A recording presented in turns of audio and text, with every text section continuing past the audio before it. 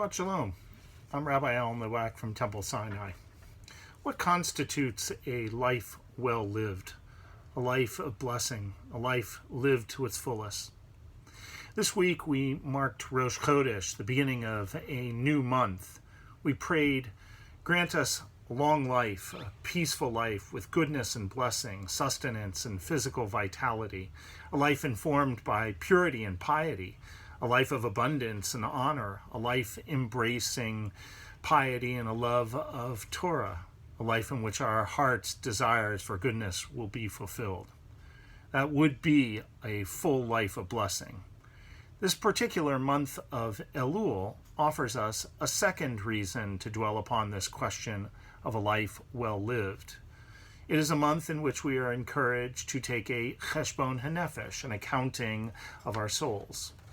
This week's Parashat, Shoftim, gives us a third opportunity to reflect on a life of blessing. Deuteronomy 20 relates three conditions in which a soldier must forego his responsibilities and return home to live his life. If there is anyone who has built a new house but has not yet dedicated it. If there's anyone who has planted a vineyard but has not yet harvested it. If there's anyone who has gotten engaged but is not yet married. Why does the Torah choose these three aspects, a new home, an unharvested vineyard, and a fiancé, as the definition of a blessed life? I would suggest that they represent the sanctification of place, time, and people. Let's look at all three. To begin, to build one's home is to sanctify place. To aspire towards building a mikdash me'at, a sanctuary in miniature. In the food we eat, the rituals we do, and the way we treat our family, our home has the potential to become the sacred inner sanctum. The second opportunity to create holiness is through the harvesting of one's vineyard. Every sacred moment in Judaism is marked by kiddush, the blessing over a cup of wine. And so, by planting a vineyard, one makes a commitment to being a partner with God in this act of sanctifying time. Finally, the Torah alludes to kiddushin, marriage.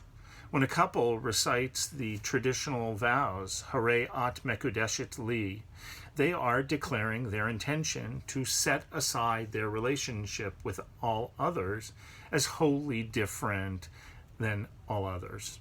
Separateness and uniqueness is the very definition of holiness. The confluence of Rosh Chodesh, Elul, and Parashat Shoftim give us a precious occasion to think about how we ourselves define a life of blessing and a life well lived.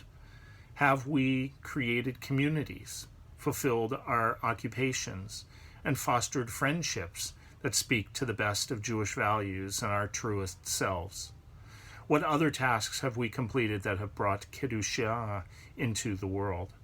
And what have we yet to complete that may sanctify this world?